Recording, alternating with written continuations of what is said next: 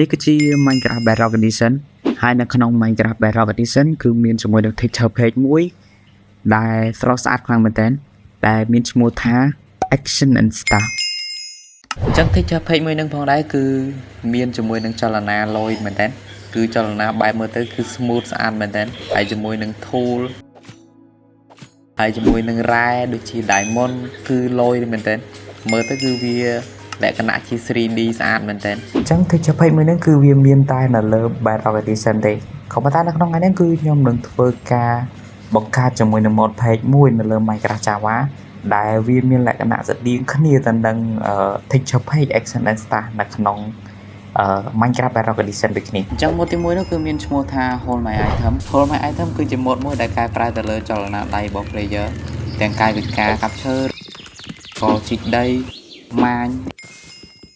ការវាយសត្វហើយលក្ខណៈពិសេសមួយទៀតនោះគឺជាមួយនឹងកធុងទឹកគឺមានលក្ខណៈជា 3D ស្អាតមែនទែនហើយជាមួយនឹងកធុងទឹកដែលមានត្រីនេះអត្រីអីគេនេះគឺខ្ជូតមែនទែនដល់ពេលដែលយើងលោតទៅគឺវាហាក់ដូចជាលោតតាមយើងអញ្ចឹងគឺស្រស់ស្អាតហើយខ្ជូតទៀតអញ្ចឹង mod មួយនេះផងដែរគឺខ្ញុំដាក់វានៅលើ Fabric version 1.21.11 អញ្ចឹងខ្ញុំក៏មាន mod ជំនួយមួយចំនួនផងដែរដែលខ្ញុំដាក់នៅលើ Fabric ដើម្បីឲ្យ FPS វាដើរ smooth ហើយនឹង boost ទៅលើ game របស់ខ្ញុំផងដែរអញ្ចឹងខ្ញុំក៏មានជាមួយនឹង resource page មួយចំនួនផងដែរអញ្ចឹង resource page ទី1ដែលខ្ញុំប្រើគឺមានឈ្មោះថា 3D item អញ្ចឹង texture page មួយនឹងផងដែរគឺ item មានលក្ខណៈជា 3D ដូចជា rare ដូចជា diamond ដូចអីដូចតែខ្ញុំបានសូននៅក្នុង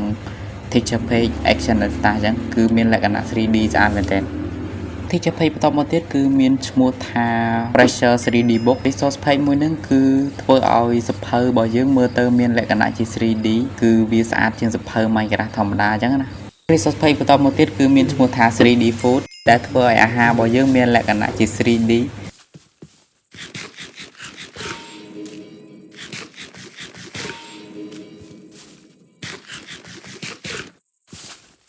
resource page បន្តមកទៀតគឺមានឈ្មោះថា Fresh Animation អញ្ចឹង texture page មួយនឹងគឺវាធ្វើឲ្យចលនារបស់ mob គឺស្រស់ស្អាត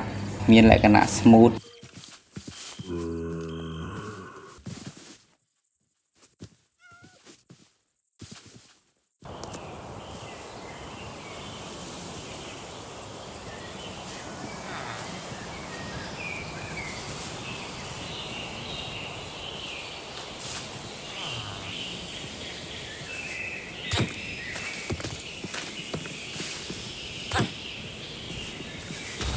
ចឹងគឺនៅមាន mod ជាច្រើនទៀតដែលខ្ញុំបានដាក់នៅក្នុង mod page ហ្នឹងជាមួយនឹង mod page ជាមួយនឹង resource page ជាច្រើនទៀតដែលខ្ញុំបានដាក់អញ្ចឹងជួបគ្នានៅវីដេអូក្រោយបន្តទៀត